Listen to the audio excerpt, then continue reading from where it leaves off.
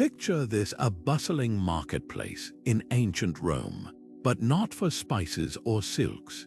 Here, in the shadows, a far darker trade unfolds.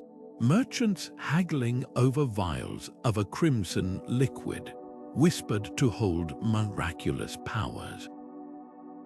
Not just any blood, but the blood of fallen gladiators, drained from the sands of the arena and sold as medicine.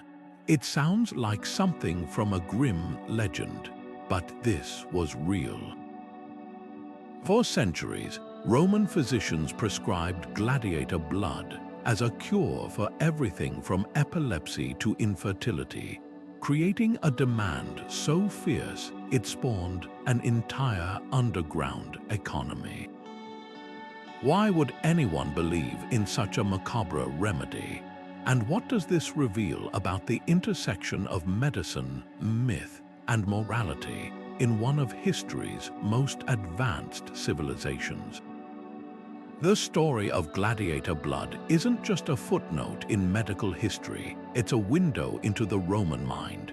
To understand this practice, we have to step into a world where life and death collided daily in the arena, where the line between spectacle and sacrament was razor thin. Gladiators weren't just entertainers, they were symbols of strength, sacrifice, and even divine favor. Their blood, spilled in combat, was thought to carry a fragment of that power. But this belief didn't emerge from nowhere. It was tied to older traditions, to ancient fears and hopes about the body, illness, and the mysteries of healing. And as Rome's empire grew, so did the demand for these dubious remedies, creating a market that thrived in the gray areas between science and superstition. What's truly chilling isn't just the practice itself, but how casually it was accepted. Wealthy Romans drank gladiator blood mixed with wine as a tonic. Mothers sought it for sick children. Even the most educated physicians of the era endorsed it, weaving elaborate theories about its vitality. Yet behind every vial was a human life, a gladiator who'd fought, bled, and often died for someone else's cure. This is where the story gets uncomfortable, forcing us to ask, how far would people go for health in a world without modern medicine? And what echoes of this mindset still linger today?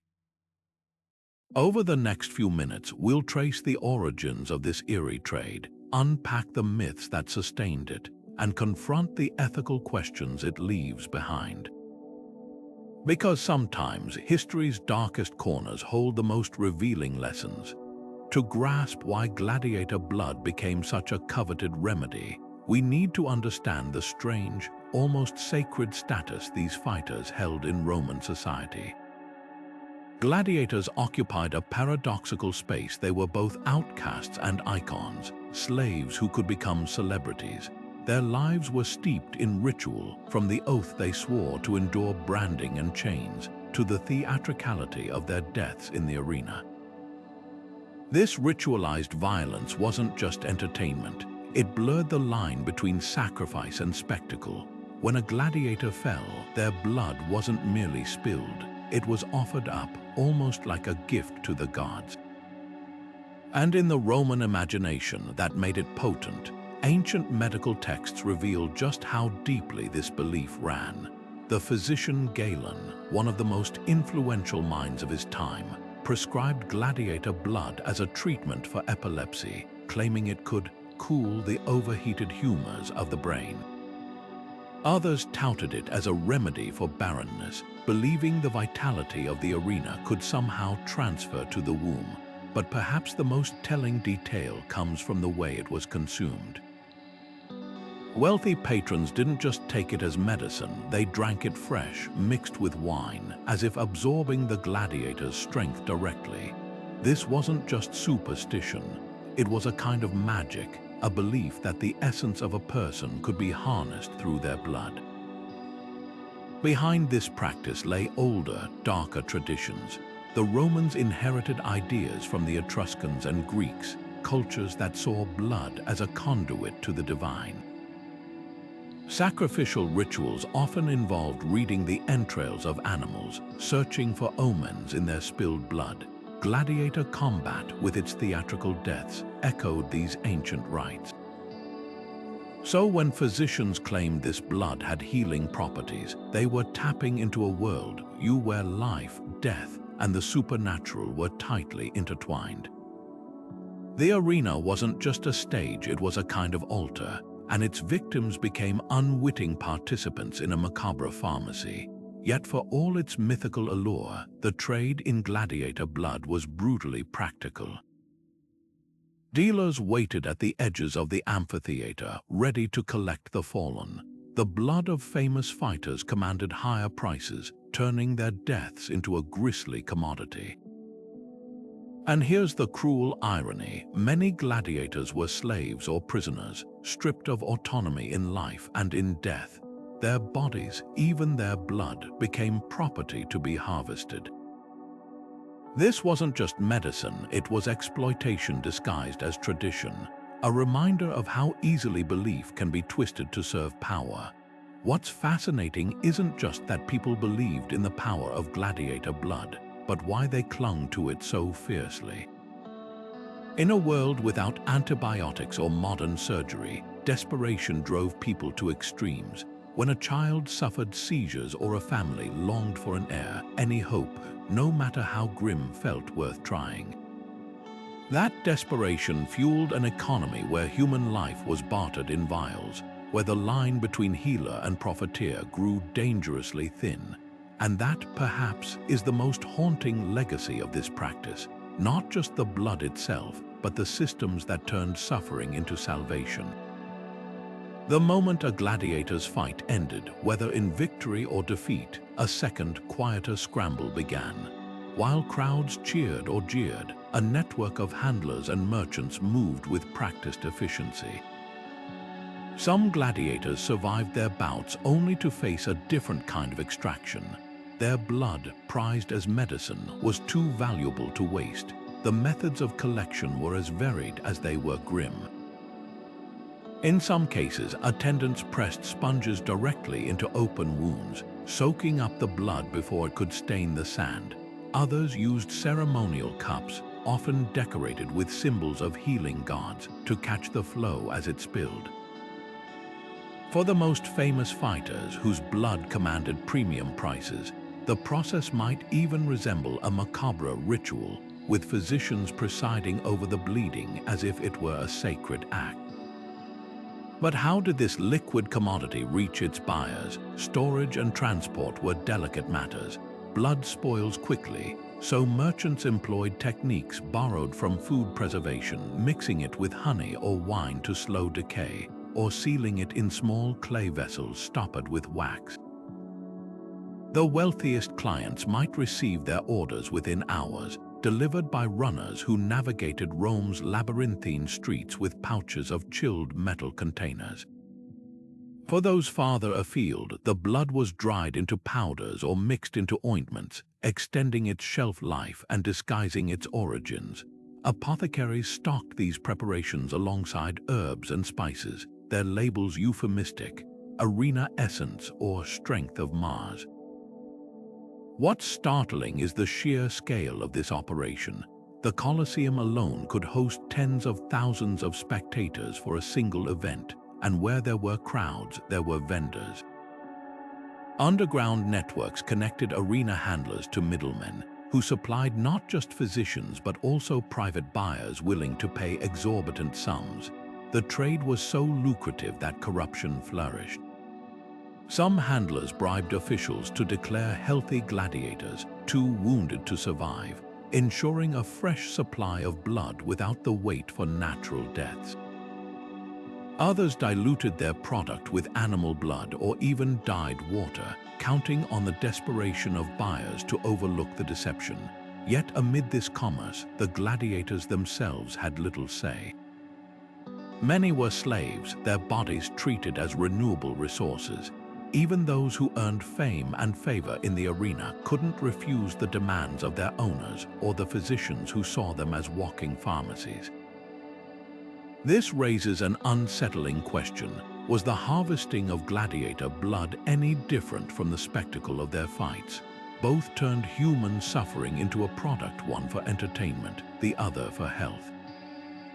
The line between medicine and exploitation wasn't just blurred, it was erased by the sheer force of demand. The legacy of this trade lingers in unexpected ways. Modern archaeology has uncovered vials in Roman ruins that tested positive for human blood residues, often found alongside medical tools. These silent artifacts confirm what texts describe, a society that saw no contradiction between advancement and brutality. Today, we might shudder at the thought of drinking another person's blood for health, but the driving forces behind this practice, fear of illness, the allure of quick fixes, the commodification of bodies, aren't as ancient as we'd like to believe. The arena's aftermath reminds us that the darkest chapters of history often reveal the most about human nature. Roman physicians didn't just prescribe gladiator blood, they catalogued its uses with the precision of a modern pharmacy manual. Medical texts from the era detail elaborate recipes, blending the blood with ingredients like crushed pearls, rose petals, or honeyed wine to mask its metallic taste. Epilepsy patients were told to drink it straight from the arena, believing its hot vitality could counteract the brain's erratic currents. Women struggling with infertility wore amulets filled with dried blood, hoping to absorb the gladiator's legendary virility. Even chronic pain sufferers rubbed it into their joints, convinced the fighter's endurance could seep into their own bodies. These weren't fringe remedies, they were mainstream treatments endorsed by respected healers like Galen, who saw gladiator blood as a kind of life force in liquid form. What's striking isn't just the variety of ailments it supposedly cured, but the logic behind it. Roman medicine operated on the theory of the four humors: blood, phlegm, black bile, and yellow bile, believing illness arose from their imbalance. Gladiator blood, brimming with the vigor of youth and combat, was thought to be humorally hot, making it a go-to for cold conditions like paralysis or lethargy. This wasn't mere superstition. It was an attempt to systematize healing, albeit through a lens we now recognize as flawed. Physicians would diagnose patients by observing their complexion, pulse, even the smell of their sweat, then prescribe blood-based tonics tailored to their humoral needs. The irony, some of these treatments likely did bring relief, not from any magical property in the blood, but from the placebo effect amplified by the gladiator's mythic status. Yet not all healers bought into the hype. The Roman encyclopedist Pliny the Elder scoffed at what he called arena quackery, dismissing blood remedies as vulgar exploitation of public credulity. In his writings, he pointed out the obvious: if gladiator blood held such power, why did so many of its drinkers remain sick? Skeptics like Pliny saw the trade for what it was: a profitable charade preying on fear. But their voices were drowned out by demand. For every doubter, there were a dozen desperate patients willing to try anything, and physicians eager to cater to them. The marketplace of ancient medicine, much like today's, thrived on hope as much as science. The real tragedy lies in the missed opportunities. Rome boasted some of antiquity's most advanced surgical tools and hygiene practices, yet its medical potential was shackled by these archaic beliefs. Surgeons could set bones with precision, yet prescribed blood to treat fevers. Herbalists cultivated gardens of medicinal plants, yet insisted a gladiator's vitality trumped nature's pharmacy. This contradiction reveals a universal tension between tradition and progress, one that echoes in modern debates over alternative medicine. We like to think we've moved beyond such extremes, but the allure of quick fixes and mystical cures persists. The gladiator blood trade wasn't just a medical failure, it was a cautionary tale about what happens when desperation overrides reason. Archaeological finds add a chilling layer to this story. Excavations near Roman hospitals have uncovered lead containers marked with symbols linking them to arena suppliers, suggesting even institutional medicine participated in the trade. Some vials bear fingerprints pressed into the clay as they dried, perhaps those of the enslaved handlers who collected the blood or the physicians who dispensed it. These artifacts make the practice uncomfortably tangible.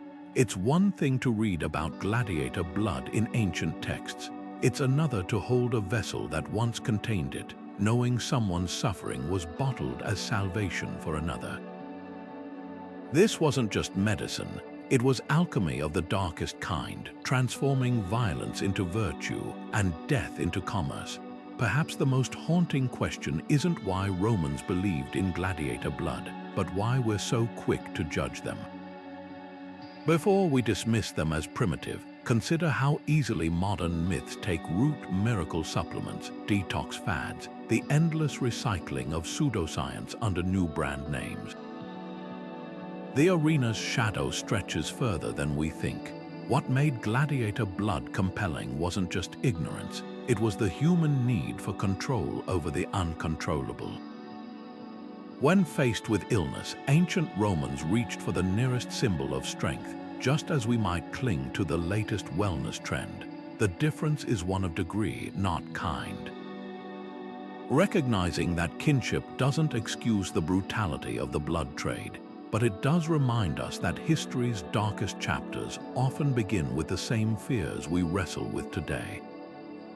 For Rome's elite, gladiator blood wasn't just medicine, it was a status symbol, a secret elixir sipped in gilded chambers far from the grime of the arena.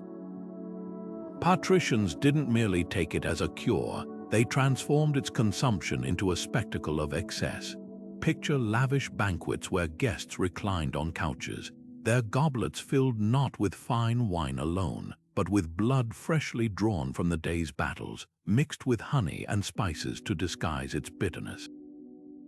The wealthiest aristocrats employed personal physicians to oversee these rituals, ensuring each dose was timed to astrological alignments or religious festivals, as if the stars themselves could magnify its power.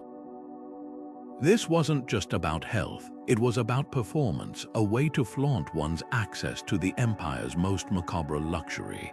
At the heart of this obsession lay a twisted logic. If gladiators embodied peak physical prowess, consuming their essence might transfer that vitality.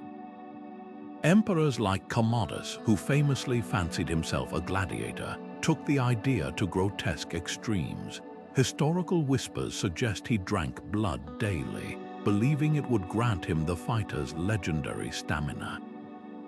His palace staff allegedly kept a rotating roster of arena champions on standby, their wounds tapped like casks of wine, but Commodus was hardly alone.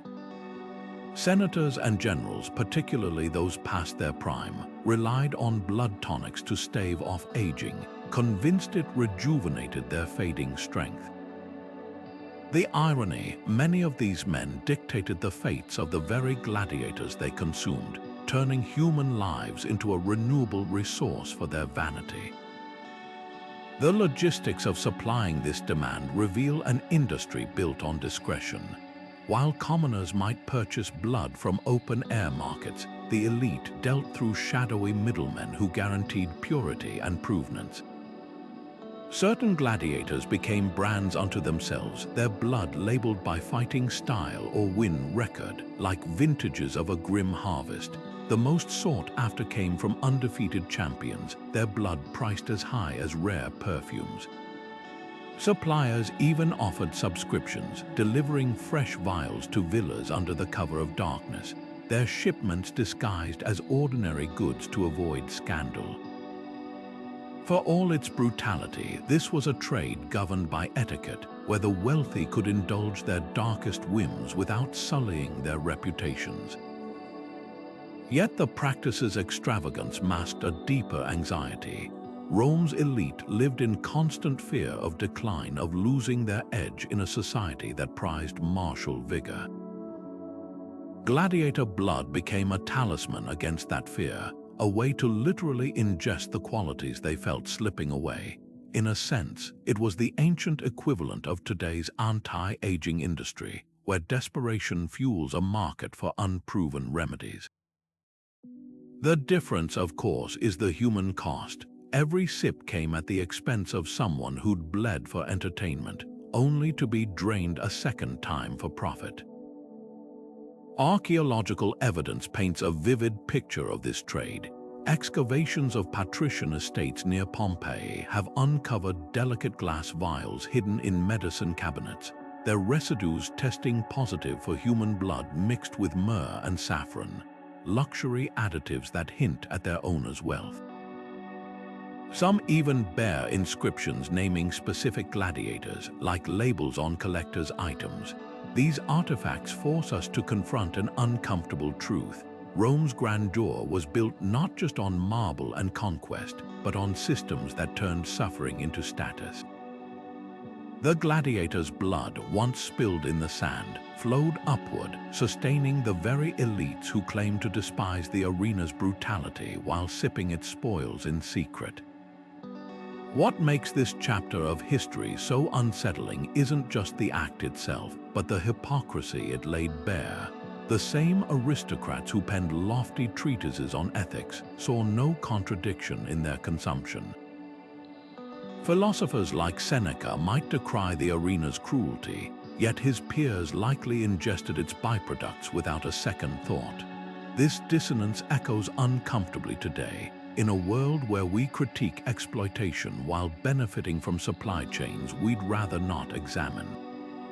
The patricians' blood rituals remind us that privilege often depends on willful blindness, and that the line between refinement and barbarism is thinner than we'd like to admit. The gladiator blood trade wasn't just a grim side effect of arena combat, it was a carefully orchestrated business with its own hierarchy of profiteers. At the top stood the Lanisti, the trainers and owners of gladiator troops. These men were already wealthy from renting fighters to the games, but the blood trade offered a second revenue stream. Some Lanisti struck deals with physicians, guaranteeing a steady supply from their stables in exchange for a cut of the profits. The most ruthless even pressured wounded gladiators to donate blood before their wounds could heal, treating them less like athletes and more like livestock. A step below were the arena handlers, the unsung middlemen of this macabre economy. These were the men who moved through the tunnels beneath the amphitheaters, carrying sponges and vials to collect blood before it could dry in the sand.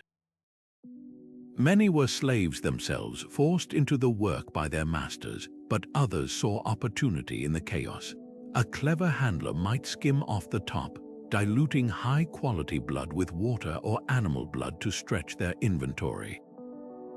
The best connected among them forged relationships with apothecaries, ensuring their product reached the right buyers at the right price. Then there were the physicians, the respectable face of this shadowy trade. While some genuinely believed in the healing properties of gladiator blood, others knew it was little more than placebo, but placebo sold well. These doctors became adept at marketing, framing blood remedies as exclusive treatments for their wealthiest clients. A few even published scrolls touting their secret methods for purifying or enhancing the blood's potency, driving up demand. The line between healer and huckster blurred, especially in cities where competition for patients was fierce. Fraud flourished in this unregulated market. Buyers had no way to verify what they were purchasing. Vials labeled "Champion's Blood" might contain scraps from an untested rookie or worse, blood from executed criminals or diseased animals. Some merchants added dyes to mimic the rich hue of fresh gladiator blood, while others sold outright fakes, filling containers with tinted water and charging premium prices. The consequences could be deadly. There are accounts of patients developing infections from spoiled blood or poisoning from additives meant to mask its decay. Parallels to modern black markets are impossible to ignore. Like today's underground trades in counterfeit medicine or illegal animal parts, the gladiator blood economy thrived on desperation and opacity. Buyers afraid to ask too many questions became easy targets for exploitation. Sellers, shielded by the trade's illicit nature, faced little risk of consequences. Even the authorities turned a blind eye. Tax collectors were known to take bribes from blood merchants, treating it as just another commodity. What's most revealing is how the trade mirrored Rome's broader contradictions. This was a society that built aqueducts and public baths, yet clung to medical practices rooted in superstition. A civilization that produced brilliant jurists, yet had no laws to protect gladiators from being bled dry. The blood trade wasn't an outlier, it was a symptom of a system that commodified human life at every turn. The merchants and physicians who profited weren't monsters, they were products of their time, operating in the gray areas a society allows to exist. Archaeology gives us glimpses of this network in action. Lead seals found near amphitheaters bear the marks of merchant guilds, suggesting organized distribution. Receipts scratched onto pottery shards detail transactions for arena essence in precise quantities and prices. Even the ruins of apothecary shops show traces of blood residue in their storage rooms, proof that this wasn't just a fringe practice, it was institutionalized. The lesson here isn't just about ancient Rome. It's about how easily systems of exploitation can take root when desperation meets opportunism. The gladiator blood trade didn't require evil masterminds, just enough people willing to look the other way. And that's a dynamic as old as civilization itself. Galen, the most celebrated physician of ancient Rome, stands at the heart of the gladiator blood debate, a figure both brilliant and morally ambiguous. His medical texts read like a paradox, meticulous observations on anatomy and hygiene alongside fervent endorsements of arena blood as a cure-all. Trained in Greece but rising to fame as the personal doctor of Emperor Marcus Aurelius, Galen wielded unmatched influence. He didn't just accept gladiator blood as medicine, he systematized it, prescribing precise doses for epilepsy, gout, and even melancholy of the spirit. His rationale, gladiators, through their rigorous training and diet, produced blood of exceptional, vital essence, a theory that echoed Rome's obsession with strength and virility. But Galen's writings reveal a deeper contradiction. In one passage, he scrupulously describes how to test blood freshness by its color and viscosity, urging physicians to reject spoiled samples. Yet in another, he casually notes sourcing blood from a fallen Thracian fighter moments after his death, as if describing the harvest of a herb. This detachment is chilling. Galen knew these gladiators personally. He began his career tending their wounds at Pergamon's arena. How could a man who patched their gashes by day recommend drinking their blood by night? Some historians argue he genuinely believed in its efficacy, a product of his era's limited science. Others point to his shrewd careerism. Endorsing popular remedies endeared him to powerful patrons. The ethical lines blur further when examining Galen's own standards. He railed against quack remedies like amulets or incantations, insisting medicine must be grounded in observation. Yet his blood therapies relied on symbolism as much as science, the idea that a gladiator's courage could be transmitted through his veins. Even his dosing instructions hinted at ritual. Blood drawn from a victor's first wound was considered most potent, especially if taken under a full moon. This wasn't just medicine, it was alchemy, blending empirical practice with superstition. What makes Galen's legacy so contentious isn't just his advocacy for gladiator blood, but his role in legitimizing it. His treatises were copied and studied for centuries, normalizing the practice long after Rome's fall. medieval physicians, unaware of germ theory or circulation, still cited his recipes. The tragedy is that Galen knew better than most the brutality behind his remedies. His own notes describe gladiators begging for mercy, their bodies treated as commodities.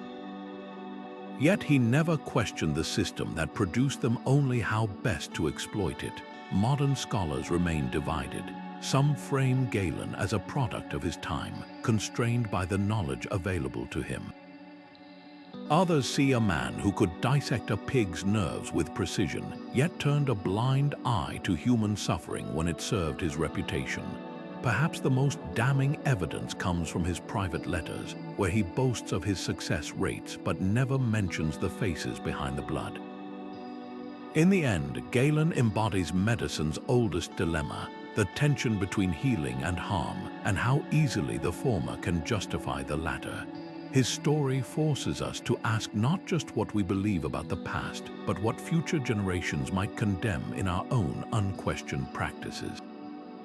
At first glance, the idea of drinking gladiator blood as medicine seems like pure superstition, a desperate grasp at magic in an age before modern science.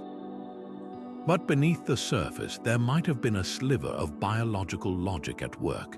Blood is rich in iron, a mineral essential for carrying oxygen through the body. In a society where malnutrition was common, especially among the poor, anemia, a condition caused by iron deficiency, could have been widespread. For someone suffering from chronic fatigue or weakness, consuming iron-packed gladiator blood might have provided a temporary boost. Not because it held mystical properties, but because it addressed a very real nutritional gap. Modern research sheds light on how this could have played out. Studies on iron absorption show that heme iron, the type found in blood, is far more easily utilized by the body than the iron from plant sources. In a world without supplements, blood could have been one of the most efficient ways to replenish depleted iron stores. Some historians even speculate that gladiators themselves were deliberately fed iron-rich diets, making their blood an even more concentrated source. The catch: any benefits would have been offset by the risks of consuming raw blood, bacterial infections, blood-borne diseases, and the toxic effects of excess iron. The cure might have helped some, but at a steep and unpredictable cost. Then there's the placebo effect, a phenomenon as powerful today as it was in antiquity. Belief can shape reality, especially when it comes to health. If a patient truly thought gladiator blood would heal them, their body might respond as if it had. Roman physicians, unknowingly tapping into this psychological mechanism, could have seen successes that reinforced the practice. The more people believed in the treatment, the more it seemed to work, creating a self-perpetuating cycle. Even Galen noted that his blood remedies were most effective on those who trusted in the vigor of the arena, hinting at the mind's role in healing long before modern medicine understood it. But the myth of gladiator blood went beyond simple chemistry or psychology. It tapped into something deeper, the symbolism of strength. In a culture that idolized physical power, consuming a fighter's blood wasn't just about absorbing iron, it was about absorbing their essence. This symbolic transfer of vitality echoes in modern practices, like athletes wearing lucky charms or soldiers carrying talismans into battle. The Romans didn't have the science to explain why they felt stronger after drinking blood, but they didn't need to. For them, the ritual itself held power, a fusion of belief and biology that defies easy categorization. The irony is that while gladiator blood might have offered marginal benefits to some, its true effectiveness lay in its cultural resonance. It worked because Rome needed it to work, because it fit into a worldview where strength could be consumed, where the boundaries between body and belief were porous. Today, we dismiss it as barbaric pseudoscience, yet how different is it really from our own era's miracle cures and quick fixes? The gladiator's blood trade forces us to confront an uncomfortable truth. even in the age of science, we're still drawn to remedies that promise more than they can deliver. The arena's shadow stretches far beyond the sands of ancient Rome. Not every Roman bought into the myth of gladiator blood's healing power.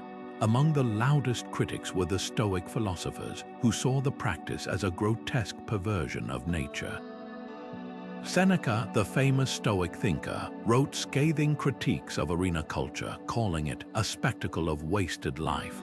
To him and his followers, drinking blood wasn't just medically dubious, it was morally corrosive, reducing human beings to mere ingredients. They argued that true strength came from virtue, not from consuming another's suffering. Their protests weren't merely philosophical. They were a direct challenge to Rome's obsession with domination, both in the arena and in medicine. Early Christians took this condemnation even further. For them, gladiator blood wasn't just ineffective, it was spiritually dangerous. The blood of martyrs, shed in the same sands, held sacred meaning, making the idea of drinking any blood for health seem blasphemous. Church fathers like Tertullian railed against the practice, framing it as a pagan corruption of the body. Some Christian communities even circulated stories of believers refusing gladiator blood remedies on their deathbeds, choosing faith over fear. This wasn't just theological posturing. It was a radical rejection of Rome's entire worldview, where power flowed from violence and consumption. What's fascinating is how these objections mirrored deeper societal divides. The Stoics and Christians represented a growing discomfort with Rome's excesses, a sense that the empire's grandeur masked something hollow. Their critiques cut to the heart of an uncomfortable question: could a civilization that commodified human life truly call itself advanced? The blood trade became a flashpoint in this debate, with traditionalists defending it as ancient wisdom and reformers dismissing it as barbarism dressed in togas. Sound familiar? The same tensions play out today in debates over medical ethics, animal testing, or even the morality of modern pharmaceuticals. Yet even the critics struggled to dismantle the system. The Stoics were often elites themselves, their writings read in wealthy villas far from the arena's stench.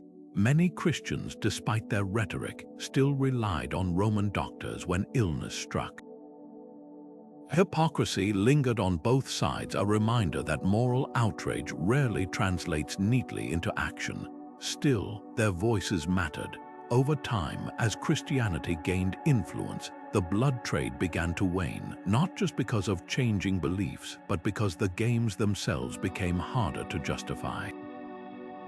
The critics didn't just challenge a medical practice, they chipped away at the culture that sustained it. This clash between tradition and ethics holds an eerie resonance today. We live in an age of miracle drugs and cutting-edge therapies, yet we still grapple with the same fundamental questions. Where do we draw the line between progress and exploitation? How much suffering is acceptable in the name of healing? The Romans had no easy answers, and neither do we. What makes their story so compelling isn't just the strangeness of their remedies, but the uncomfortable mirror it holds up to our own contradictions. The arena may be long gone, but the debate over what we're willing to consume for health is very much alive. In the shadowy corners of Rome's marketplace, where desperation met opportunity, a sinister trade flourished: the forgery of gladiator blood. With vials of the real thing selling for a small fortune, counterfeiters devised ingenious ways to cash in on the craze. Some mixed human blood with cheaper animal blood, often from pigs or goats, stretching their supply while maintaining a plausible color and consistency. Others went further, concocting entirely fake brews using red dyes from crushed insects or iron-rich minerals, then adding a dash of vinegar to mimic the metallic tang of real blood. The most brazen sellers even used rusty water, betting that their customers wouldn't dare question the murky liquid's potency. The tricks of the trade were as varied as they were deceitful. Unscrupulous handlers would label vials with the names of famous gladiators who'd never bled in the arena that day, banking on brand recognition to silence doubts. Middlemen might refresh stale blood by adding a few drops of fresh animal blood, then reseal the container with wax to disguise tampering. Some apothecaries went as far as staging elaborate authentication rituals, burning incense, chanting prayers, to distract buyers from inspecting the goods too closely. In a world without testing or regulation, trust was the only currency, and it was easily manipulated, but the consequences of these deceptions were far from harmless. Spoiled or contaminated blood could trigger severe infections, turning a hoped-for cure into a death sentence. There are accounts of patients developing raging fevers after ingesting blood laced with bacteria or suffering poisoning from toxic dyes. One physician's journal describes a wealthy merchant who died convulsing after drinking what he believed was champion's blood, later revealed to be tainted with lead-based pigment. Even when the fakes weren't lethal, they eroded trust in medicine itself, leaving the sick to wonder whether any remedy could be believed. What's striking is how little recourse buyers had. Roman law offered few protections against medical fraud, especially when the victims were slaves or the poor. Wealthy patrons might punish a dishonest merchant after being swindled, but most consumers had no way to prove the blood was fake, short of tracking down the gladiator it supposedly came from. The trade thrived in this gray area where greed outpaced accountability. Yet the counterfeiter's greatest trick wasn't just fooling their customers, it was exposing the fragility of the entire system. If gladiator blood was so powerful, why couldn't people tell the real from the fake? The answer, of course, is that its power had always been more myth than medicine. The forgers didn't just exploit the trade, they revealed its emptiness, turning superstition into profit with a cynicism that still feels uncomfortably familiar. Archaeology offers haunting proof of this deception. Chemical analysis of excavated vials marked as gladiator blood has revealed traces of everything from bovine hemoglobin to ochre pigment, evidence of a trade built on lies. Some containers even bear hidden markings, perhaps the secret codes of merchants tracking their own deceptions. These silent witnesses tell a story not just of ancient fraud, but of the timeless human capacity to believe in miracles, even when the truth is staring us in the face. The legacy of this counterfeit trade isn't just a cautionary tale about ancient medicine. It's a mirror held up to our own world, where the line between remedy and rip-off remains perilously thin. The Romans had no monopoly on placebo or profit, they just lacked the science to see through the illusion. Their desperation, and the predators who fed on it, feel all too recognizable in an age of miracle cures and viral misinformation. The sands of the arena may have settled, but the game goes on. The question of whether gladiators consented to having their blood harvested is one of history's most haunting gray areas. Unlike the emperors who drank it or the physicians who prescribed it, these fighters left few written accounts of their own. What we do know paints a complex picture of coercion, survival, and even fleeting agency. For the majority of gladiators, enslaved men, prisoners of war, or condemned criminals, the idea of consent would have been laughable. Their bodies were property, their wounds the spoils of their owners' investments. When a handler pressed a sponge to their gashes or drained their veins after death, it was no different than harvesting wine from a vineyard. The transaction happened above their heads, part of an economy that treated them as expendable raw material. Yet not all gladiators were powerless. A select few, especially those who gained fame in the arena, wielded surprising influence. These champions could negotiate better living conditions, even percentages of their winnings. Some earned enough to buy their freedom, though their blood might still be in demand long after they retired. Could these men have refused the blood trade? Possibly, but at a cost. Turning down a wealthy patron's request risked angering the very people who kept them alive. Even for the privileged, survival meant playing by the rules of a system that commodified their bodies. The most heartbreaking cases were the volunteers-free citizens who signed gladiator contracts to pay off debts or escape poverty. These men technically had legal rights, but desperation made their choices hollow. When a physician approached with an offer of extra coin for a vial of blood, saying no might mean starvation for their families. Consent under such conditions is a slippery concept. It's the same grim calculus seen in modern exploitative industries, where choice is shaped by forces far beyond an individual's control. Archaeology offers silent testimony to this imbalance. Graffiti in gladiator barracks includes crude drawings of figures with outstretched arms. Some interpret these as protests against being bled. Other inscriptions boast of fighters who gave their blood to Mars, suggesting a twisted pride in the practice. The conflicting messages reflect the duality of the gladiators' existence, both victim and hero, exploited yet idolized. Their blood was currency, but the profits rarely flowed back to them. Perhaps the most telling detail comes from the few surviving gladiator epitaphs. While many celebrate battles won, none mention blood being taken. This omission speaks volumes. In a culture that recorded everything from grain shipments to tavern brawls, the silence suggests this was a shameful secret, something even the lowest members of society knew better than to advertise. The arena's glory belonged to Rome. The blood trade's indignity belonged to them alone. The question of consent ultimately reveals less about the gladiators themselves than about the society that consumed them. Rome built empires on the backs of people it refused to see as fully human, then sanitized their suffering with rituals and rhetoric. The blood trade was just one thread in a larger tapestry of exploitation, one that feels uncomfortably familiar in a world still grappling with who gets to profit from whose body. The sands of the arena may be gone, but the shadows they cast linger. Gladiator blood may have been the most infamous remedy, but it was far from the only part of these fighters harvested for supposed healing powers.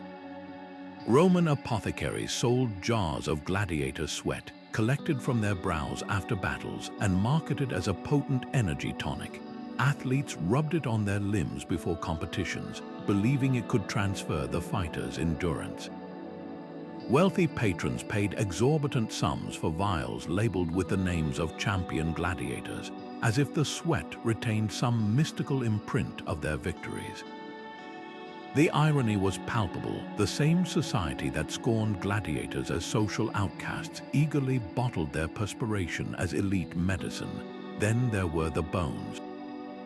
Fragments of gladiator skeletons, particularly finger bones or teeth, were ground into powders and mixed into ointments for courage or virility.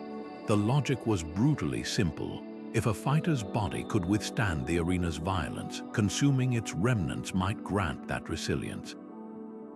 Archaeologists have uncovered tiny amulets filled with bone dust, often worn by soldiers heading into battle or anxious mothers slipping them into their children's cradles. Some bore inscriptions invoking Mars, the god of war, blurring the line between medicine and ritual. The demand was so high that forgers sold animal bones as gladiator relics, leaving desperate buyers none the wiser. But the most unsettling remedies targeted the liver. Ancient texts describe a belief that this organ housed a person's vitality, a notion shared by many cultures. Roman physicians prescribed dried gladiator liver, often from fighters who died young, as a cure for wasting diseases. The preparation was as grim as the ingredient, sliced thin, sun-dried, then powdered and mixed with honey or wine. Some accounts even suggest arenas had designated harvesters who would remove the organ immediately after death, racing against decay to preserve its potency. What's chilling isn't just the practice itself, but how casually it was documented, like a butcher listing cuts of meat. The trade extended beyond medicine into pure superstition. Gladiator blood was sometimes baked into loaves of bread and eaten to ward off curses. Their hair, woven into rings, became charms against envy. Even the sand from the arena floor, soaked with sweat and blood, was packaged as a fertility aid. These practices reveal a society deeply invested in sympathetic magic, the idea that an object's symbolic connection to strength could transmit that quality to its owner. In a world without antibiotics or painkillers, people clung to anything that promised control over their fragile bodies. What's striking is how these remedies mirrored Rome's broader contradictions. The same civilization that pioneered aqueducts and legal codes also believed a fallen gladiator's spleen could cure melancholy. Elite physicians who wrote treatises on hygiene endorsed prescriptions that sound like witches' brews. This wasn't ignorance so much as a collision of worldviews, where empirical observation and ancient superstition coexisted uneasily. The legacy of these macabre cures lingers in unexpected ways. Modern excavations have turned up tiny ampullae, their residues testing positive for human tissue, buried with their owners like cherished relics. These silent artifacts force us to confront an uncomfortable truth. The distance between us and them isn't as vast as we'd like to think. After all, how different is grinding gladiator bone for courage from today's market for celebrity memorabilia or the allure of biohacking fads? The packaging changes, but the human longing to consume strength remains eerily familiar. Perhaps the greatest tragedy lies in what these remedies failed to address. For all the tonics and talismans, Roman life expectancy remained shockingly low. The real epidemic wasn't humoral imbalance or spiritual malaise. It was malnutrition, infection, and the brutal inequalities that made gladiators expendable in the first place. The blood trade didn't just exploit these fighters, it distracted from the systemic failures that kept people desperate for miracles. In that sense, the arena's shadow stretched far beyond the sand, into the very heart of a society that worshipped vitality while squandering lives. The Colosseum wasn't just a stage for spectacle, it was a meticulously designed factory for harvesting human resources. Beneath its sweeping arches and marble facade lay a network of tunnels and chambers that functioned like a macabre supply chain.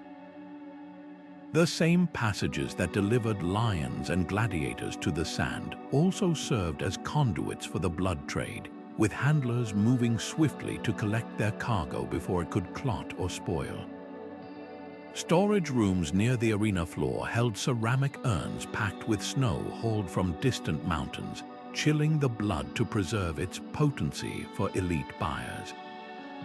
Even the Colosseum's drainage system, designed to wash away gore between matches, was repurposed. Some historians believe side channels diverted blood into collection vats, turning waste into commodity. This efficiency didn't happen by accident. Amphitheater architects factored the blood trade into their designs, much like modern stadiums plan for concession stands. The Ludus Magnus, the gladiator training complex near the Colosseum, included dedicated rooms for physicians to examine and drain wounded fighters. Trapdoors in the arena floor allowed quick removal of bodies and quicker access to their veins.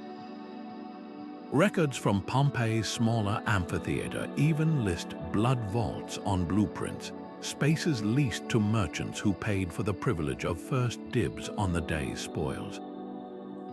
The games weren't just a display of Roman power, they were a vertically integrated business where every drop of spilled blood had a buyer waiting.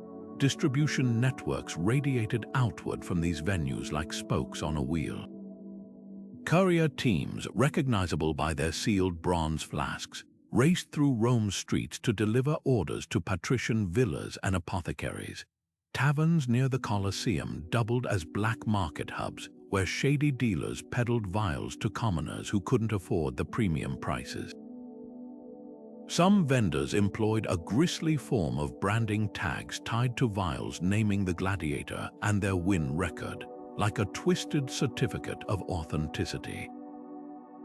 The most sophisticated operations even had subscription services, where wealthy clients received regular shipments timed to coincide with major games. What's startling is how openly this system operated. Unlike other taboo trades, the blood business left paper trails.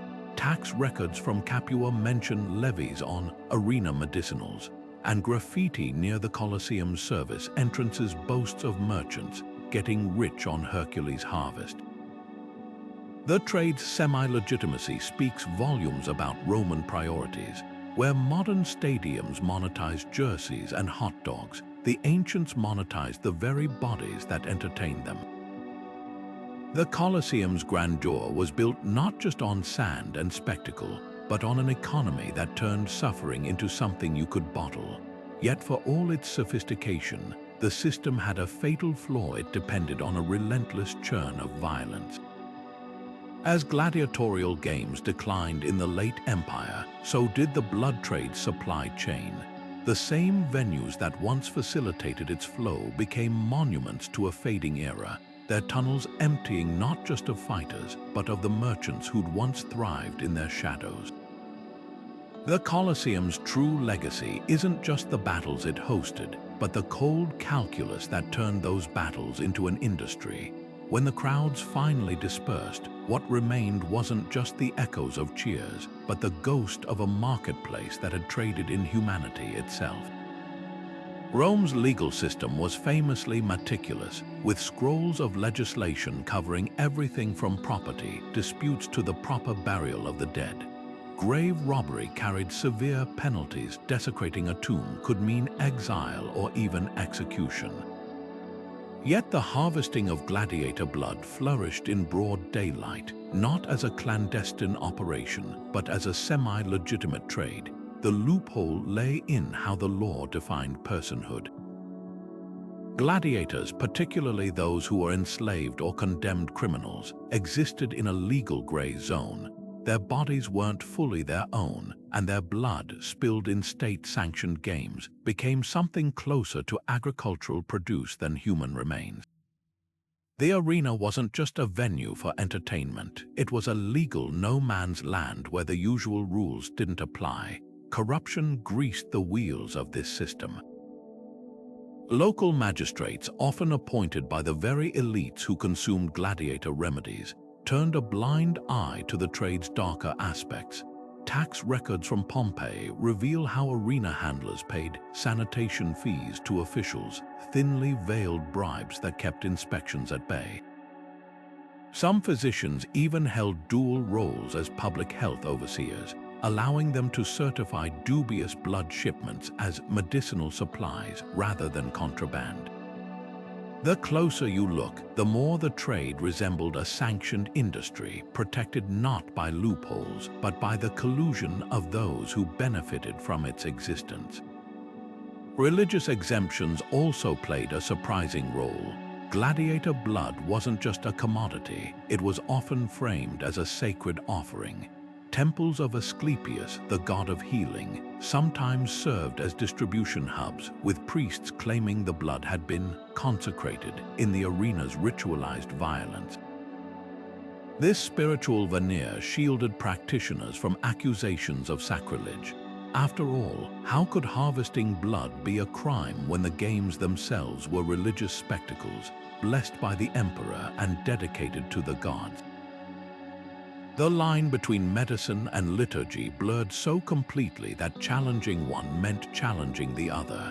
The most telling legal fiction, though, was the concept of consent. Unlike common grave robbers, blood merchants could argue, however disingenuously, that gladiators had offered their blood through the very act of fighting. Voluntary or not, their participation in the games was twisted into a form of implied permission. This logic extended even to fallen fighters. whose corpses were legally classified as arena property until officially released.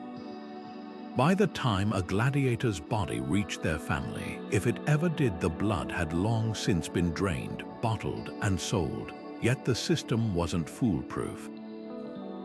Court transcripts from Alexandria mention a rare lawsuit filed by a freed gladiator whose blood had been harvested without his knowledge after surviving a match. The case was dismissed, but its existence hints at the tensions beneath the trade's facade of legitimacy. For every senator sipping blood-laced wine, there were whispers of disgust, of moral unease that never quite coalesced into reform. The law's silence wasn't an oversight, it was a reflection of who held power and who didn't. Archaeology offers a grim postscript to this legal dance. Excavations near Rome's ancient courthouses have turned up lead seals stamped with the insignia of blood merchants, suggesting some level of official licensing. Meanwhile, the ruins of amphitheaters from Gaul to Greece show nearly identical collection chambers, proof that the trade wasn't just tolerated locally, it was systematized empire-wide. The gladiators' blood flowed through channels carved not just by demand, but by the deliberate gaps in a legal system designed to protect privilege. In the end, Rome's laws didn't fail to stop the trade. They were never meant to. For Roman women, infertility wasn't just a private sorrow, it was a societal crisis. In a culture that measured a woman's worth by her ability to bear heirs, the pressure to conceive could be unbearable. And in this desperation, gladiator blood emerged as a twisted lifeline. Physicians of the era peddled it as a fertility miracle, claiming the fighter's virility could somehow jumpstart barren wombs. Women drank it mixed with wine, wore amulets filled with dried blood, even bathed in it during rituals under the full moon. The practice was rooted in brutal logic. If gladiators embodied masculine potency, their essence might transfer that power to struggling mothers. But behind every vial was a heartbreaking irony. The very blood spilled in violence was now offered as a sacrament of creation. The emotional weight of these remedies is hard to overstate. Personal letters from the era reveal women pleading with healers for stronger doses, bargaining with temple priests, even traveling for days to secure blood from famous champions. One heartbreaking account from Pompeii describes a noblewoman trading her jewelry for a vial labeled Numidian Giant's Vitality, only to suffer a miscarriage weeks later. The guilt and shame compounded with each failed attempt as whispers of cursed wombs followed childless women through their communities. What's chilling is how the medical establishment reinforced this cycle. Galen himself wrote that infertility stemmed from a woman's cold, sluggish humors, prescribing gladiator blood as a heating agent, a diagnosis that blamed the patient while selling her the cure. Yet the trade preyed on more than just hope, it thrived on systemic inequality. Wealthy women could afford fresh blood from star gladiators, while the poor made do with diluted remnants or animal substitutes. Archaeological digs near fertility shrines have uncovered tiny, ornate bottles buried as offerings, their residues testing positive for blood mixed with myrrh and saffron, luxury additives that hint at their owner's status. For enslaved women, the stakes were even higher. Childbearing could mean freedom for some, yet they rarely had access to the same treatments as their mistresses. The blood trade didn't just mirror Rome's hierarchies, it exploited them, turning biological fate into another commodity. The darkest twist, some of these remedies might have inadvertently worked, but not for the reasons Romans believed. Modern research suggests iron deficiency can disrupt menstrual cycles, and the heme iron in blood might have temporarily alleviated anemia in malnourished women. Any pregnancies that followed would have been chalked up to the gladiator's mystical potency, reinforcing the myth.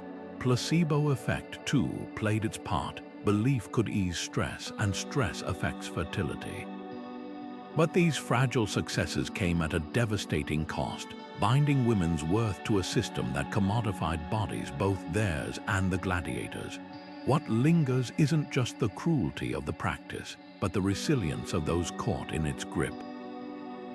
Amid the desperation, traces of defiance emerge. At a shrine to Juno in Ostia, an inscription curses a physician who sold fake blood to a grieving mother. In Egypt, a papyrus reveals a woman begging her husband to stop the treatments, writing, "I would rather be barren than drink another's suffering." These voices, though rare, remind us that not everyone bought into the myth. The gladiator blood trade wasn't just a medical failure, it was a collision of hope and exploitation, where the deepest human longing became just another arena for profit. The gladiator blood trade didn't vanish overnight, it faded like a shadow retreating from the dawn, its decline as tangled as the beliefs that sustained it. The first cracks appeared not with a single edict, but with the slow erosion of the world that made the trade possible. Christianity's rise played no small part. As the new faith spread, its teachings clashed with the old ways. The blood of martyrs spilled in defiance of Rome became sacred. The blood of gladiators spilled for spectacle became sinful. Early church fathers like Augustine condemned the games as bloodlust masquerading as piety, and their scorn extended to the remedies harvested from the sand. A faith that revered the body as a temple could hardly stomach turning it into a pharmacy. But religion wasn't the only force at work. Roman medicine was evolving too. By the 4th century, physicians like Oribasius were challenging Galen's theories, dismissing gladiator blood as filth masquerading as physic. Advances in anatomy and botany offered alternatives: herbal tinctures, surgical techniques that didn't rely on superstition. The rise of monastic hospitals, where care was tied to prayer rather than pagan ritual, further undermined the old remedies, yet the shift wasn't purely scientific. There was a growing discomfort, even among non-Christians, with the commodification of human life. The philosopher Libanius wrote of his disgust at seeing men traded like wine barrels, their blood bartered in markets once reserved for spices and silk. The games themselves were dying. As Rome's coffers emptied and emperors sought cheaper thrills, the lavish spectacles of the Colosseum gave way to smaller, tamer events. Fewer games meant fewer gladiators and fewer opportunities to harvest their blood. The trade didn't vanish so much as wither, its suppliers scrambling to adapt. Some turned to sourcing blood from executed criminals, but the stigma proved too great. Others peddled dwindling stocks as vintage remedies, their labels growing more elaborate as the contents grew more dubious. By the time Emperor Honorius banned gladiatorial combat in the year 404, the blood trade was already a ghost of its former self. What's fascinating is the resistance the practice met in its final days. Legal codes from the late Empire reveal fines for false claims of arena vitality, suggesting authorities were cracking down on fraud. Apothecaries once proud of their blood tonics now hid them under counters, rebranding them as ferrous elixirs to avoid scrutiny. Even the language shifted, where scrolls once boasted of champion's essence. Later texts referred vaguely to strength tonics, scrubbed of their grisly origins. The trade didn't so much end as it was sanitized, its brutality papered over by euphemisms. Yet echoes lingered. In remote provinces, far from the reach of bishops and bureaucrats, folk healers still whispered of the old remedies.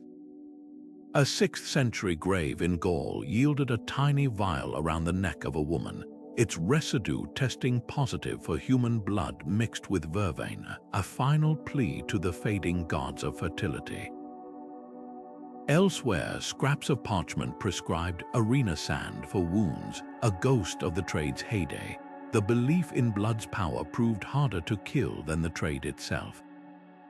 The end of gladiator blood as medicine wasn't a triumph of reason over superstition. It was a messy, uneven collapse shaped as much by economics and politics as by morality or science. What began as a system built on spectacle and suffering didn't so much die as it was pushed to the margins, forced to cloak itself in new myths. The lesson here isn't just about the past, it's about how easily exploitation can hide in plain sight and how long its shadows linger after the lights have gone out. Modern archaeology has peeled back the layers of time, revealing physical traces of Rome's gladiator blood trade that written records alone could never prove. In the ruins of Pompeii's amphitheater, researchers uncovered a cache of small, unmarked vials hidden beneath the steps, their interiors stained with residues that tested positive for human blood proteins mixed with traces of wine and honey. Nearby, a merchant's ledger scratched onto a wax tablet listed payments for essence of the arena, with prices varying by gladiator rank. These weren't isolated finds. From the Colosseum's subterranean tunnels to provincial amphitheaters in France and Turkey, excavations have unearthed ceramic vessels with telltale iron-rich residues, often stored alongside medical instruments like bone scoops and bleeding cups.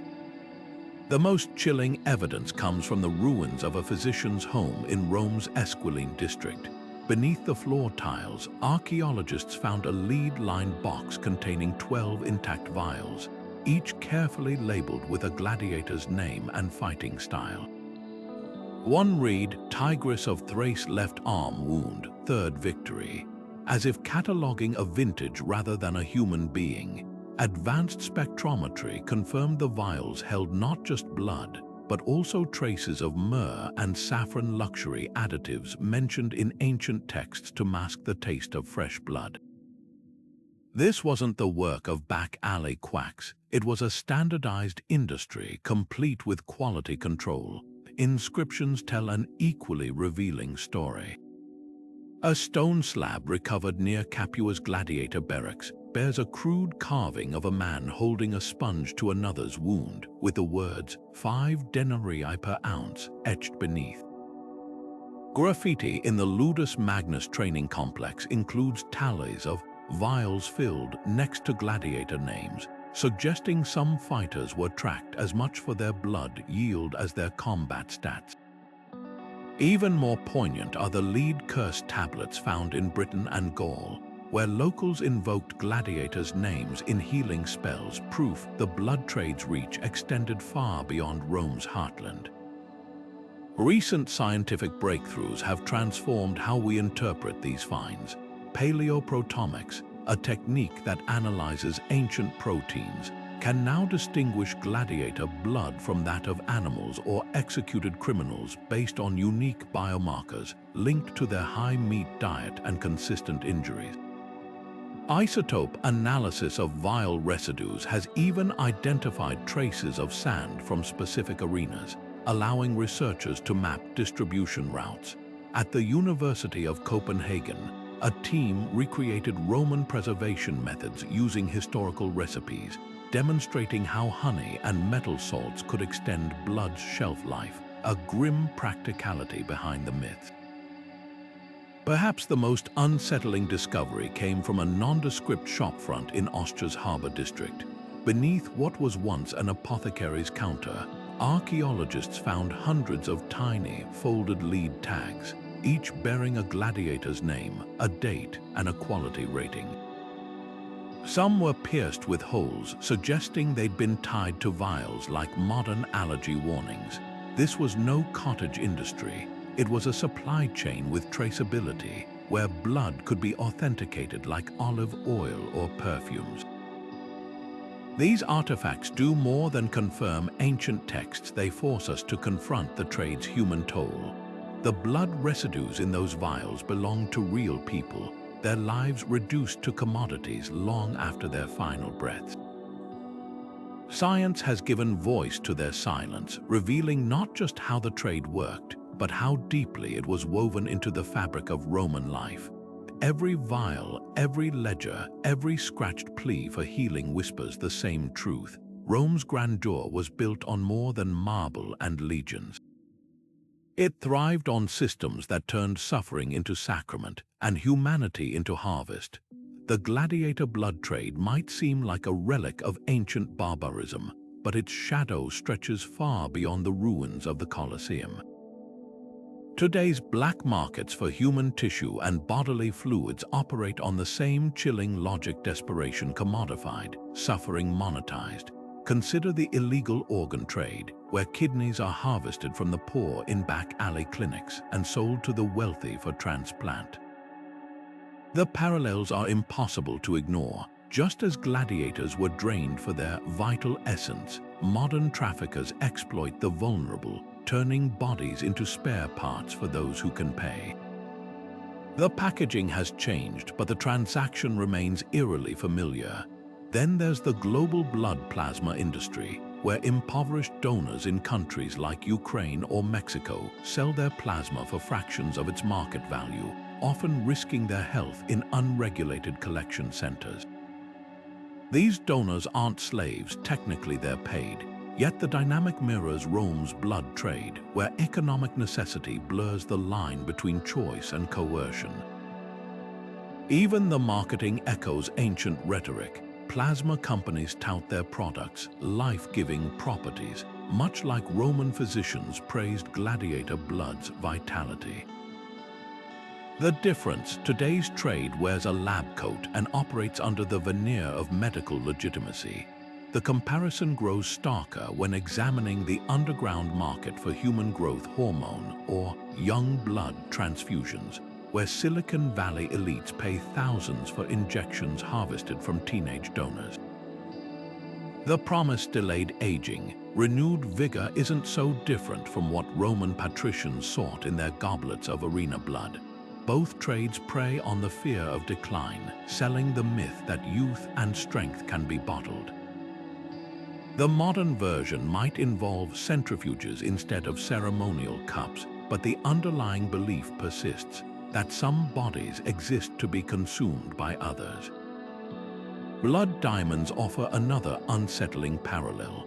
Like gladiator blood, these gems gain value from their association with violence, their worth tied to the suffering that produced them. Both trades thrive in the gray zones of legality, sustained by middlemen who sanitize the product's origins. A Roman buyer might never meet the gladiator who bled for their tonic, just as a diamond shopper rarely sees the mines where workers toil in squalor. Distance makes exploitation palatable then and now. Even the counterfeit tactics endure, just as ancient merchants diluted gladiator blood with animal substitutes. Modern traffickers peddle fake stem cells or adulterated plasma, banking on buyers too desperate to scrutinize the contents. The consequences are equally deadly: infections from contaminated blood, botched surgeries in underground organ mills. History's lesson is clear: when demand outpaces ethics, fraud flourishes in the gaps. What ties these modern trades to Rome's darkest economy isn't just the mechanics of exploitation, but the stories we tell to justify it. The gladiator's blood was framed as a sacred offering. Today's black markets hide behind euphemisms like donor incentives or medical tourism. Language still sanitizes what it cannot redeem. The through line is humanity's endless capacity to rationalize consumption, to turn other people into resources. The Colosseum's sand may have settled, but the arena's logic lives on. In operating rooms, mining towns, and the quiet corridors where privilege meets desperation.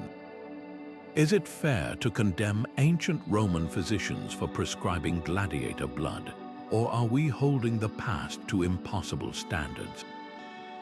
This ethical dilemma cuts to the heart of how we interpret history. Do we judge by the norms of the time, or by the moral frameworks we've built since? Rome existed in a world without germ theory, without bioethics committees, where life expectancy hovered around 30, and losing half your children to disease was commonplace. In that context, the desperation driving the blood trade becomes painfully understandable. When every cough could be fatal and every fever a death sentence, clinging to any potential cure, no matter how grim, wasn't barbarism. It was survival, yet understanding isn't the same as excusing. Even by ancient standards, gladiator blood remedies sparked controversy. Stoic philosophers called it the corruption of medicine, while early Christians saw it as sacrilege. These dissenting voices prove that moral unease existed even then, not as hindsight but as contemporary critique. The trade didn't flourish because everyone accepted it. It flourished because systems of power protected it.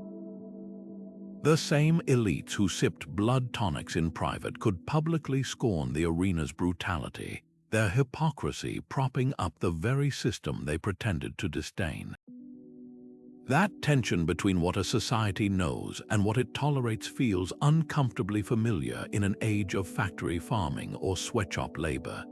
The deeper question isn't whether ancient medicine shocks us today, but why we expect the past to mirror our virtues while ignoring our own contradictions.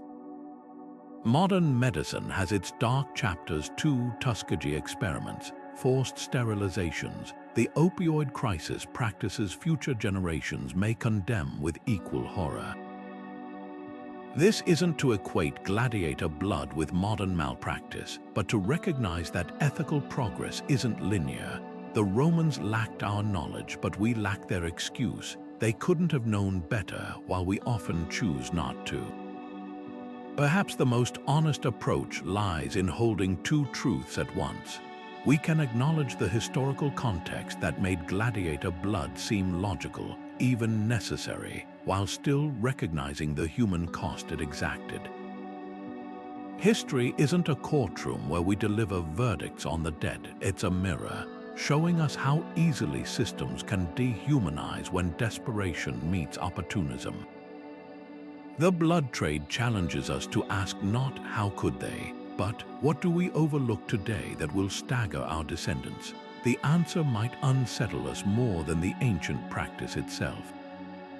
Long before Hollywood discovered the drama of the arena, ancient writers were already wrestling with the symbolism of gladiator blood. Seneca, the Stoic philosopher who loathed the games, penned letters describing spectators dipping handkerchiefs in fallen fighters' wounds not as medicine, but as morbid souvenirs. His accounts reveal how blood became a literary device centuries ago, a metaphor for Rome's moral decay, dripping through the pages of history. Fast forward to the 19th century, when Romantic painters like Jean-Léon Gérôme depicted gladiators bleeding onto marble floors, their crimson pools glowing under torchlight like something between sacrifice and spectacle. These artists weren't documenting history, they were crafting a mythos where blood represented both the grandeur and the rot at Rome's core. Modern cinema took that myth and ran with it. Ridley Scott's Gladiator might show Maximus wiping his sword clean, but the real blood trade, the vials, the apothecaries, the desperate buyers, never makes the cut. Instead, we get slow-motion droplets on sand, a visual shorthand for honor and violence. It's telling that pop culture prefers the idea of gladiator blood, its symbolic weight, over the messy reality of its trade. Video games like Rise, Son of Rome take this further, letting players literally paint the screen red, turning ancient brutality into interactive spectacle. The blood here isn't medicine, it's pixels, a reward for virtual carnage. Literature hasn't fared much better. While historical novels like The First Man in Rome meticulously detail political intrigue, the blood trade often gets reduced to a lurid footnote, a villain's quirk or a passing shock. Even in Margaret George's The Confessions of Young Nero, where gladiators feature heavily, their blood's medical use is framed as just another of the emperor's excesses, not the systemic industry it was. The gap between reality and fiction widest in fantasy, where gladiator-adjacent tropes flourish. The Hunger Games borrows the arena's cruelty but replaces blood tonics with futuristic panaceas, sanitizing the past while recycling its themes. Perhaps the most surprising twist is how gladiator blood seeped into wellness culture. Recent years have seen boutique health clinics far from reputable science touting young blood transfusions, their brochures eerily echoing Roman claims about vitality transfer. Podcast hosts and influencers casually reference gladiator-era biohacking, stripping the practice of its historical weight. The irony: today's consumers might scoff at ancient superstitions while sipping collagen lattes or chasing ozone therapy, different bottles, same longing for quick fixes. The persistence of this trope reveals less about history than about us. We've replaced sponges and vials with syringes and ads, but the core fantasy endures. That strength can be borrowed, bought, or stolen. The gladiator's blood, once drained in earnest, now flows as metaphor, a reminder that some myths are too potent to die. They just change costumes. The human fascination with blood as a remedy isn't just a quirk of ancient Rome. It's a thread woven through the tapestry of cultures worldwide, revealing something fundamental about how we cope with vulnerability. Anthropologists call it contagious magic, the belief that properties can be transferred through contact.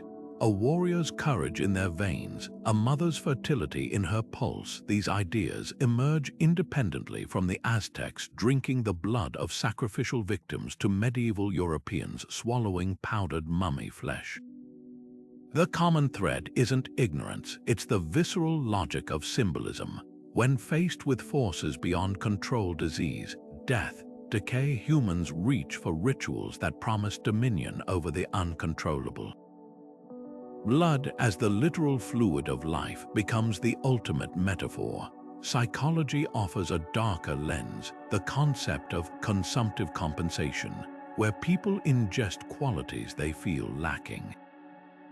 Studies on modern athletes show competitors wearing rivals' jerseys for luck or touching charmed objects before games, behaviors startlingly close to Romans sipping gladiator blood for strength. Cognitive scientists argue these practices aren't primitive delusions but byproducts of how our brains seek patterns. When survival feels precarious, the mind clings to rituals that impose order, even if the logic is illusory. A mother desperate for a child might drink blood not despite its grotesqueness, but because of the very extremity of the act, reinforcing her belief in its power. Cultural memory plays its part too. Before Rome, there were Paleolithic hunters anointing weapons with the blood of prey, Bronze Age priests interpreting entrails as divine messages. These practices weren't arbitrary, they reflected deep-seated narratives about life's fragility. Gladiator blood remedies didn't emerge in a vacuum. They were the medicalized version of older sacrificial rites, where spilled blood was both offering and atonement. The arena's sand became a secular altar, the physician a new kind of priest dispensing not absolution but vitality. Yet the most unsettling insight comes from modern parallels. The placebo effect, well documented in clinical trials, shows how belief can trigger measurable physiological changes, reduced pain, improved immunity. In a sense, gladiator blood may have worked for some patients, not through chemistry but through the theater of healing. The elaborate rituals around its collection, the specific gladiator, the timing under certain stars weren't incidental. They were the treatment's active ingredients, amplifying expectation. When a Roman nobleman paid a fortune for champion's blood, he wasn't just buying a substance, he was purchasing a story powerful enough to rewrite his body's reality. This compulsion to mythologize remedies persists. From young blood transfusions in Silicon Valley to the black market trade in placenta capsules, the allure of consuming vitality endures. The packaging is sleeker, the language draped in science, but the underlying impulse mirrors the arena's shadow economy. What separates us from the ancients isn't rationality, but the stories we tell to dress our desperation in legitimacy. The gladiators' blood trade wasn't an outlier. It was humanity laid bare, in all its ingenuity and fragility, forever suspended between the visceral and the symbolic. Emperor Commodus didn't just watch gladiatorial combat. He lived it, breathed it, and most infamously consumed it.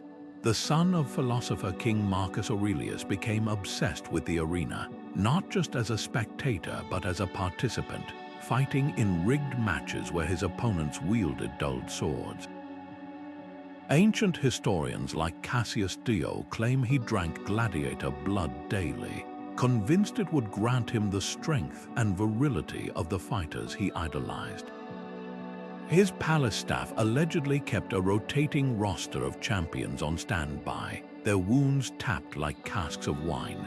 For Commodus, the blood wasn't just medicine, it was a sacrament of power, a way to shed his father's intellectual legacy and reinvent himself as Hercules reborn.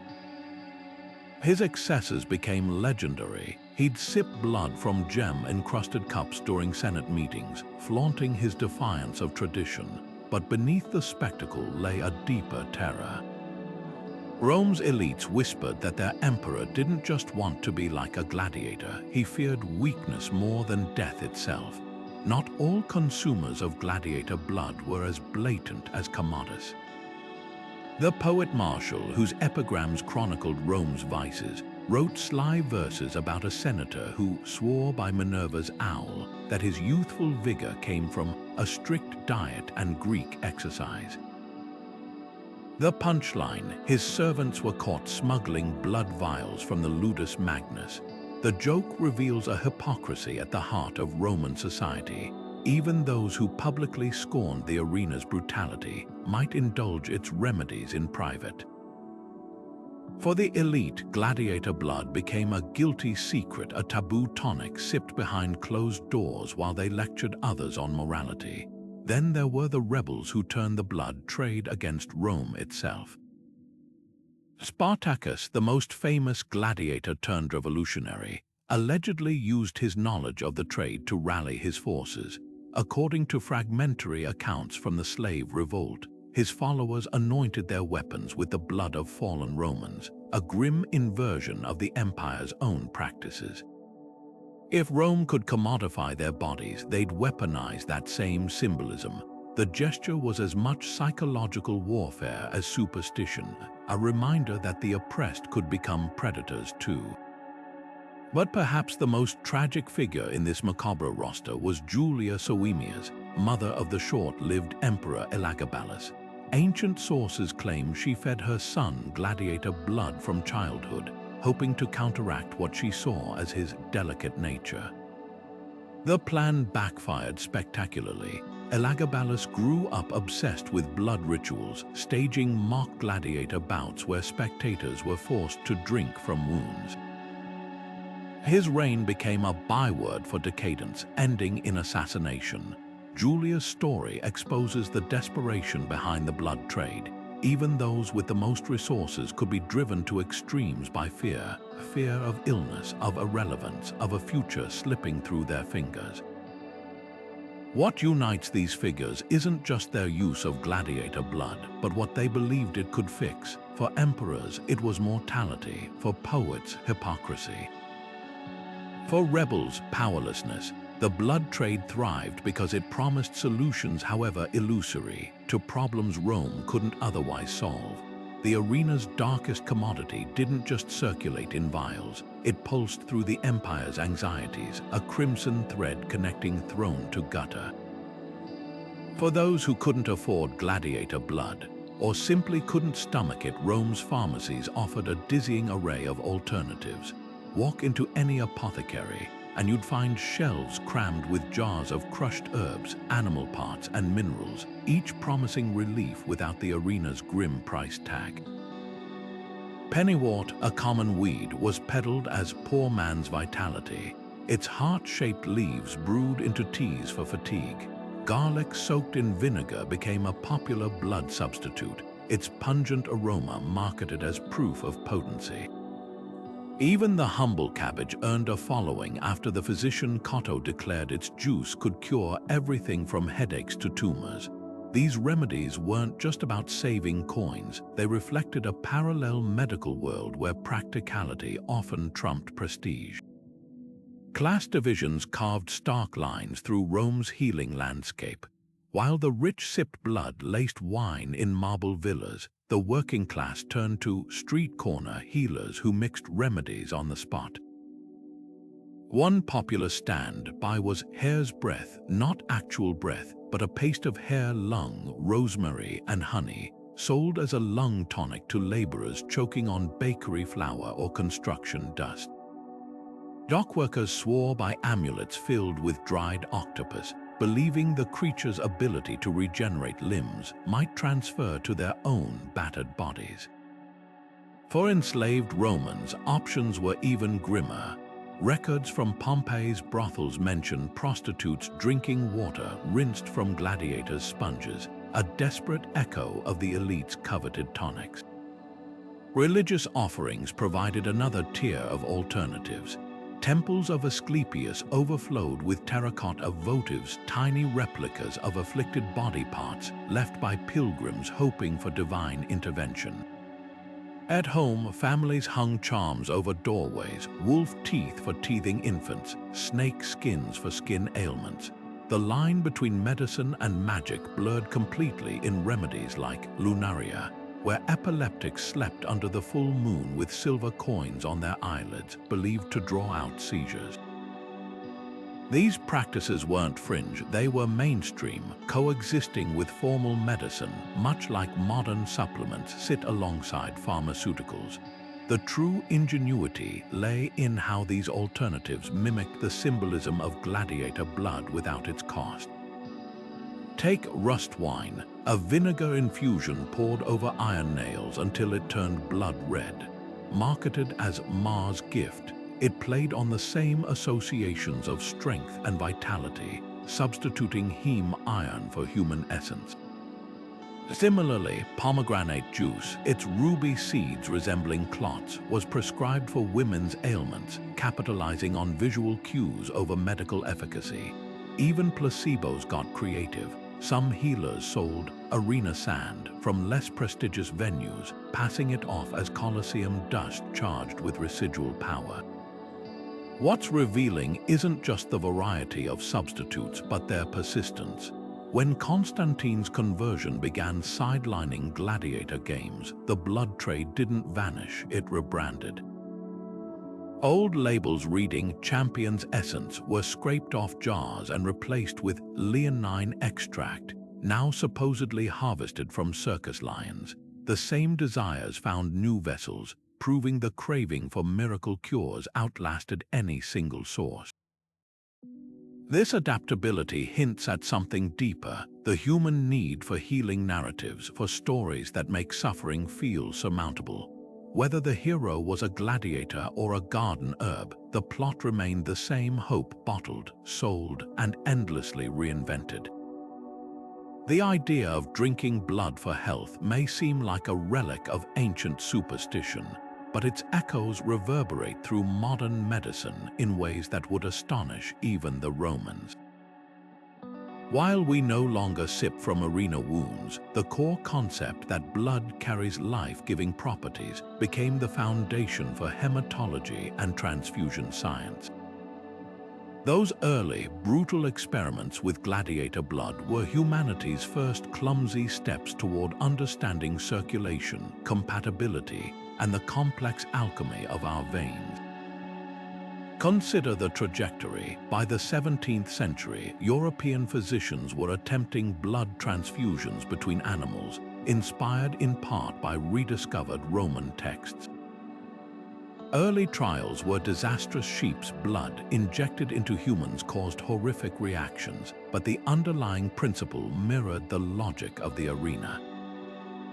Just as Romans believed gladiator blood could transfer vitality, These pioneers assumed any blood might rejuvenate. It wasn't until the 19th century that scientists like Carl Landsteiner cracked the code of blood types, proving what the ancients intuited blindly. Not all blood is equal, but the right match can be life-saving. Parallels grow starker in wartime. During World War I, battlefield medics pioneered mobile blood banks, rushing plasma to wounded soldiers in a system eerily reminiscent of Rome's couriers sprinting through streets with fresh vials. Both eras shared the same desperate calculus: blood is time and time is survival. Even today's plasma donations carry whispers of the past. The term donor softens what was once a transaction, but the exchange remains. We've replaced sponges and ceremonial cups with sterile bags and centrifuges, yet the sacred urgency persists. But the most profound legacy lies in hematology's cultural DNA. Modern medicine still grapples with blood's symbolic weight. Hematopoietic stem cell transplants, where a donor's marrow rebuilds a patient's immune system, are described in terms that would make a Roman nod in recognition: rebirth, renewal, even second life. The language betrays an ancient truth we've never fully shaken. Blood isn't just tissue, it's identity. Genetic testing has only deepened this, revealing how blood carries not just health but history, linking generations like an invisible thread. Yet for all our advances, the shadow of exploitation lingers. The global plasma trade, where impoverished donors in developing countries sell their blood for fractions of its worth, raises ethical questions Rome would find familiar. Even cutting-edge young blood trials, where elderly patients receive plasma from teenagers, flirt uncomfortably with old myths about vitality transfer. Progress, it seems, isn't a straight line, it's a spiral, circling back to the same dilemmas with new tools. Perhaps the lesson isn't that we've outgrown antiquity's instincts, but that we've refined them. The gladiators' blood trade was wrong in its brutality, but right in its intuition. Blood is magic, just not the kind they imagined. Our understanding has moved from spectacle to science, from consumption to compassion, but the awe remains. Every blood drive, every transfusion, every medical breakthrough carries a trace of the arena's dark logic, transformed but never entirely erased. The past doesn't vanish, it evolves. The idea that gladiator blood could cure epilepsy or grant eternal youth makes for a dramatic story. But how much of it was actually believed, and how much was exaggerated over time? Sorting fact from fiction requires peeling back layers of myth-making, starting with the ancient sources themselves. Pliny the Elder, ever the skeptic, dismissed most blood remedies as the fantasies of arena hucksters. Yet his own writings list bizarre cures like drinking elephant blood for gout. The contradiction reveals a key truth. Even Rome's brightest minds struggled to separate medicine from marketing. Archaeology cuts through the noise.